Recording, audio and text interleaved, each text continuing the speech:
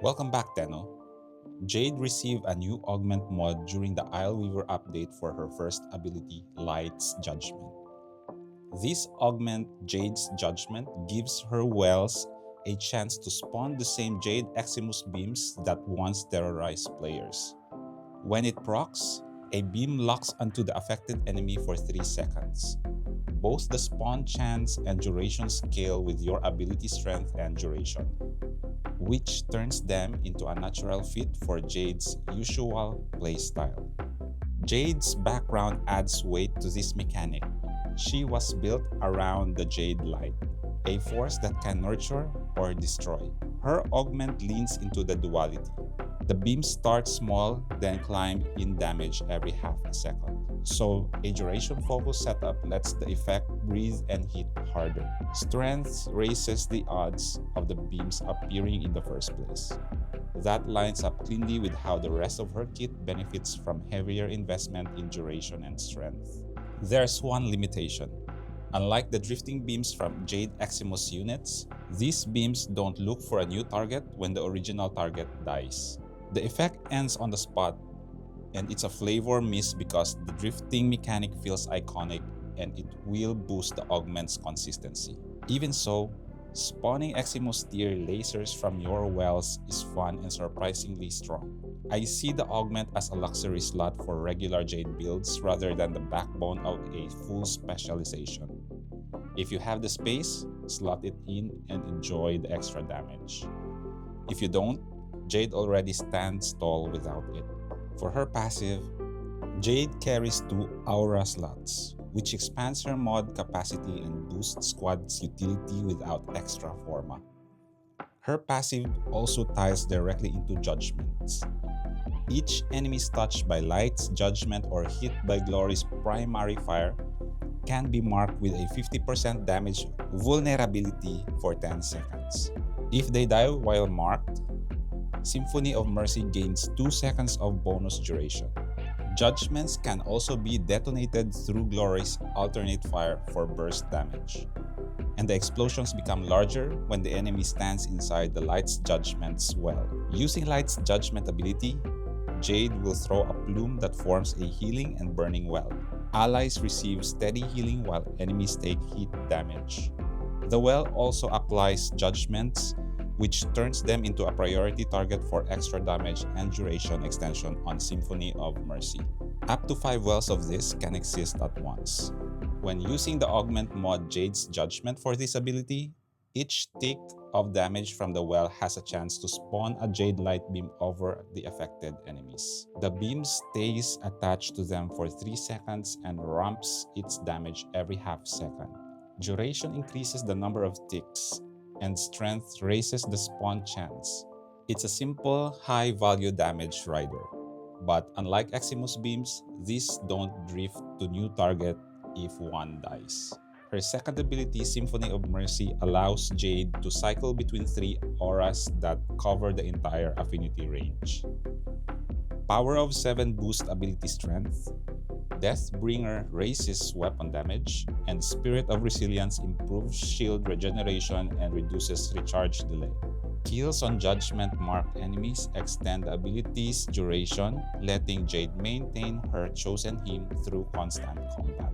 Her third ability, Ophanim Eyes, summons a wide cone of accusatory light that slows enemies, strips armor and shields over time, and deals hit damage as well. It can also revive allies from a distance as long as they remain inside. Strength ramps the strip rate, duration keep the gaze active longer, and the ability continues even while Jade shifts into Operator. Glory on High is her fourth ability. Jade ascends into flight, gaining movement speed and damage reduction, and also summons her exalted Orbitar's Glory. She maintains energy drain while airborne and can't interact with objects, but she gains sharp mobility and sustained firepower. Her glory fires hit-based explosive projectiles with infinite ammo. Primary fire has a small radius and a chance to apply judgments. Alternate fire detonates all judgments on a target for a stronger area blast. Strength influences overall power, range affects explosion size through the ability, and duration doesn't touch the weapon directly. Glory benefits from secondary weapon mods, though Galvanized Shot doesn't enhance its explosion. Now let's move into the build. This build pushes Jade into her strongest form, where Glory on High becomes a sustained airborne damage platform. Every choice here aims to reinforce crit scaling, hit uptime, survivability in the air, and the energy economy needed to stay active. Arcane Hotshot fits Jade because her entire kit applies heat. Every hit proc pushes her weapon critical chance upward, which feeds Glory's explosive output. Heat is effortless for her, so the Arcane stays stacked without micromanagement. Arcane Velocity drives Glory's fire rate once you land crits. Faster beams means more judgment rolls and more explosive uptime. The Arcane responds directly to the crit scaling you're already building around. Moving on to the aura slots, Aerodynamic gives flat airborne damage reduction, which becomes a constant the moment Jade lifts into Glory on High. It pads her survivability while she hovers and pushes damage reduction high before even counting her ability's innate DR. Growing Powers supplies reliable strength every time your weapon's proc status. Jade hooks into her hit procs from multiple sources, so the strength buff stays active and improves both her survivability and Glory's damage. On the Exilo slot, Aviator is here. It adds another layer of airborne damage reduction.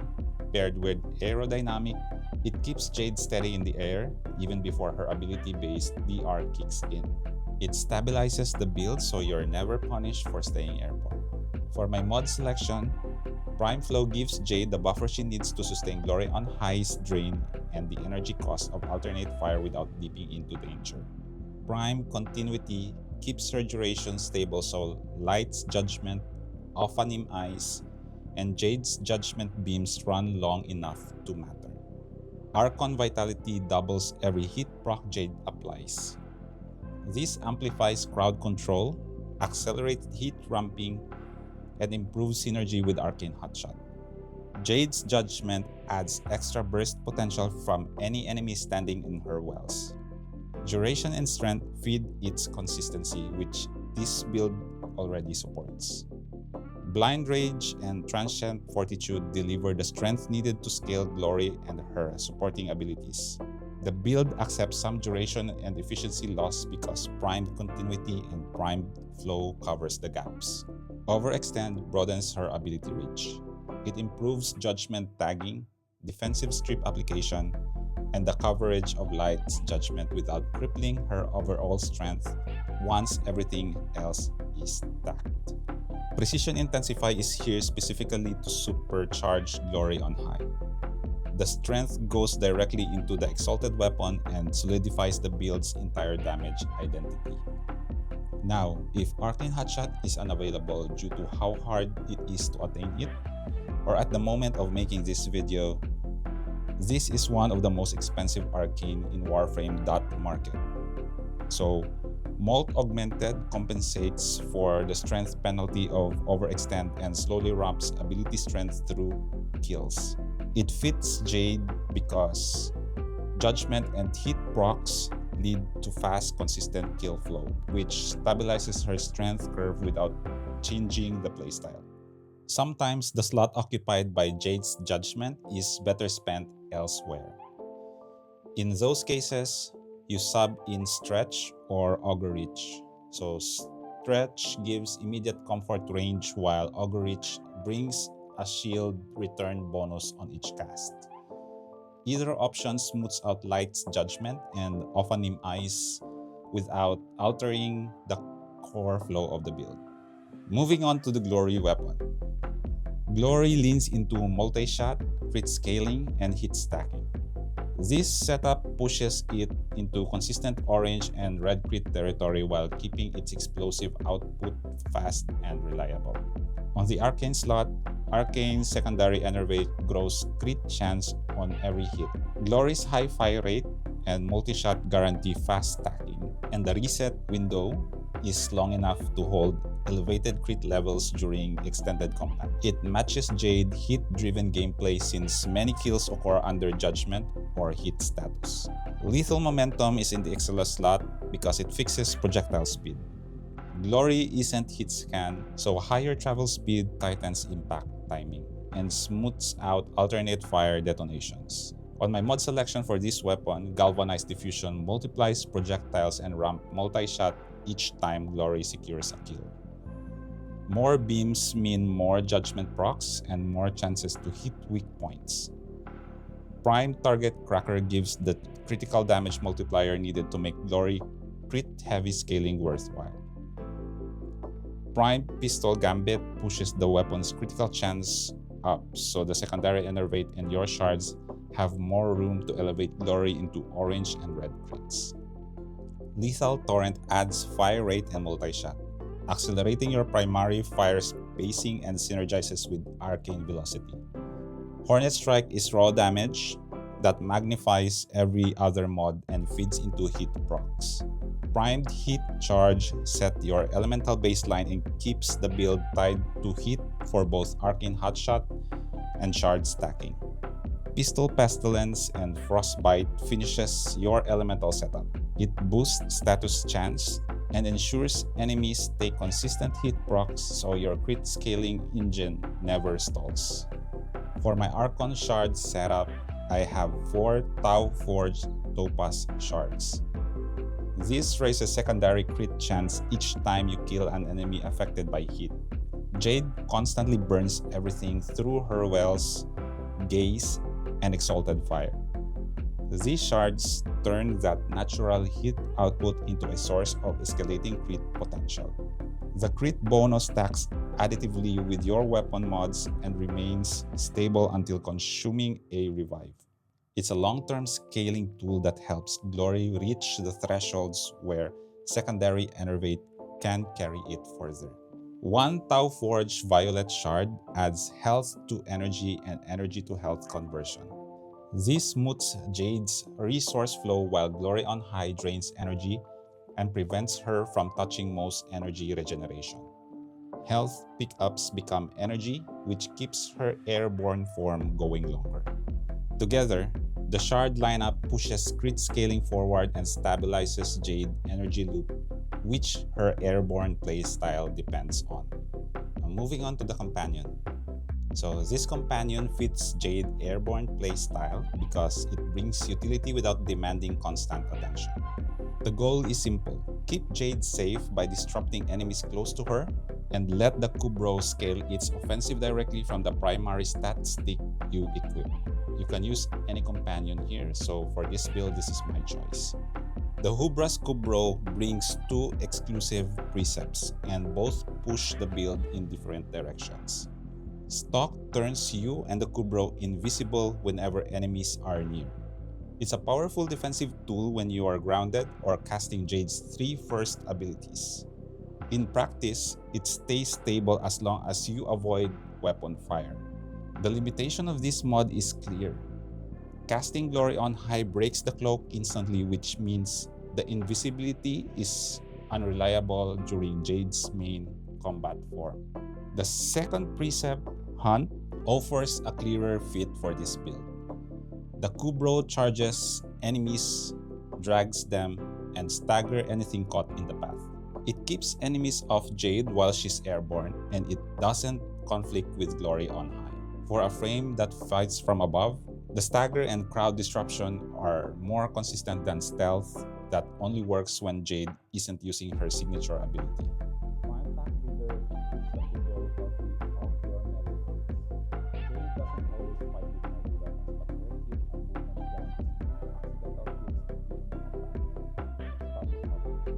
The overguard overflow makes it steadier when enemies press. Hunter Synergy taps into your primary weapon's critical chance and converts part of it into bonus crit for the Kubrow. This is one of the pillars of the setup, because the Kubrow's Claw benefit directly from it. Contagious Bonds spreads status procs from enemies to the Kubrow kills. Jade burns everything around her, so the Kubrow often finds targets loaded with heat, making the spread more reliable. Since Deconstruct gives a chance for enemies damaged by the Kubrow to drop health orbs. This ties back into your shard setup and extend Jade's sustain during her high drain moments. Mecha Recharge, Link Redirection, and Link Vitality raises the Kubrow raw duration. The extra shields, faster recharge, and health scaling make it much more difficult for enemies to take the Kubrow out. Duplex Bond creates clones as you spend energy, and Jade always spends energy. The invulnerable clones draw fire, extends status spread, and gives extra chance to roll synth and contagious bond effects. Fetch purely is quality of life. It keeps ammo drops, orbs, and pickups flowing while Jade stays airborne. Now for the Huras Claws. The claws follow the same logic as the Kubrow's mods suite. Their purpose is to scale directly from the crit and status values your primary weapon pushes out. Protector Posture keeps the Kubrow focused on enemies close to Jade, which is where its disruption matters most. The added Puncture procs help soften targets before they reach her. Bite and Maul stacks raw crit and base melee damage, forming the foundation of the claw's output. Venom Teeth and Sepsis Claws stacks toxin and status chance while converting all elemental damage into pure toxin. This makes every strike predictable and ensures clean scaling when paired with the status the Kubrow inherits. Precision Conditioning converts all base physical damage into slash and adds another heavy multiplier. Slash pairs naturally with Toxin to push high damage overtime effects. Hunter Synergy appears again because the claws also profit from your primary weapon's critical chance. Call the Weak adds damage per status type already affecting a target, letting the Kubrow hit harder when Jade has already layered hit on them. Mecha Overdrive completes the setup by adding more status chance based on your primary status. It also boosts status duration, making the Kubrow spread more effective. The entire companion setup exists because your primary weapon isn't meant to be fired. It's a stat stick. The crit and status value you place on that weapon transfer directly into the Kubrow's claw through Hunter Synergy and Mecha Overdrive. With this approach, the Huras Kubrow becomes a fully supported damage extension of Jade. It disrupts enemies near her, spreads status, and leverages the inflated stats you build onto your primary slot. Jade spends most of her combat time airborne. The Kubrow build makes sure the ground beneath her stays controlled while feeding off the stats she isn't using herself. Moving on to the primary weapon, so this weapon isn't here to shoot. It exists purely to feed power into the Huras Kubrow and its claws. Every mod in this bow is chosen to inflate two numbers: total critical chance and total status chance. Those values flow directly into the companion through Hunter Synergy and Mecha Overdrive, which is why Paris Prime is the perfect foundation. Paris Prime with its Incarnon Genesis gives you access to the Evolution 4 perk Elemental Balance, a flat plus 60% status chance. That bonus applies before you add any mods, so the base you're scaling from is already inflated. Since Mecha Overdrive looks at your total modded status chance and convert a portion of it into bonus status chance for the Kubrow, this perk alone gives the claws a major push. I run Paris Prime as a complete stat stick. It never leaves the holster. Instead, it sets up the companion to hit harder, crit more often, and stack status far faster. The build stacks status from every angle. Malignant Force, Hammer Shot, Rifle Aptitude, Rhyme Rounds, Thermite Rounds, and High Voltage all push the bow's status chance upward. Visage Ball in the Exilo slot adds another 90% status chance while giving you passive health sustain. For critical chance, Critical Delay is the key mod. It applies a heavy crit bonus and the fire rate penalty doesn't matter because the bow is never fired. This combination creates a primary weapon with massive total crit and status. Those totals are what matters because Hunter Synergy spends 30% of your primary's total critical chance straight to the Kubrow. Mecha Overdrive sends 60% of your primary's total status chance straight to the Kubrow's claws. I already had this Riven from my Citron Prismatic Companion build, so I slotted it in perfectly without needing to search for a new one. The one slotted now gives plus 86% status chance, plus 146% critical chance, and a negative 84.9% recoil. The recoil penalty is irrelevant and the crit and status bonuses are perfect because it directly amplifies what gets transferred to your companion. The claws crit more often, stack slash and toxin faster, and spread status with much greater consistency. The entire purpose of the Paris Prime here is to supercharge the companion so it performs far beyond what its base stats allow. For my secondary weapon, I'm using the Ocucor. The Ocucor fits this loadout because it benefits from Jade constant hit output without needing to be actively fired. Cascadia Flare adds damage to your secondary whenever hit is applied, and Jade applies hit nonstop through Light's Judgment, Ophanim Eyes, and Glory on High. This means the Ocucor gains stacks even while holstered. The weapon's beam, high status rate, and tendril mechanic makes it reliable when you actually need to use it. It's usually when Glory on High drains out your energy or when you are grounded. It ramps its own critical and status chance with Sentient Surge, so once the tendrils are active, it keeps pace with Jade's damage flow. Cascadia Flare grants up to plus 480% secondary damage as long as hit procs keep landing. Jade guarantees that, so the bonus stays alive even when you are not firing the Ocucor. It's passive power you don't have to think about. On the Exilo slot, I'm using Ruinous Extension. This extends the beam's length, giving the Ocucor more reach when you need to clear enemies after dropping out of Glory. Galvanized Diffusion and Galvanized Shot stacks multi-shot, status, and direct hit damage as you secure kills. Primed Target Cracker raises critical multiplier, which pairs well with the bonus crit from Sentient Surge tendrils. Primed Heated Charge, Frostbite, and Pistol Pestilence give you strong elemental status coverage and helps build the hit procs from Cascadia Flare when actually firing. Sentient Surge is the core augment here. It refills the magazine on kills and grants extra status and crit chance per tendril, keeping the weapon stable during extended firing. The Ocucor Riven I'm using here adds damage and multi-shot, so ignore the recoil reduction because it's irrelevant for a beam weapon. The Ocucor only steps in when Jade loses altitude or energy, but it's primed to hit hard the moment you need it.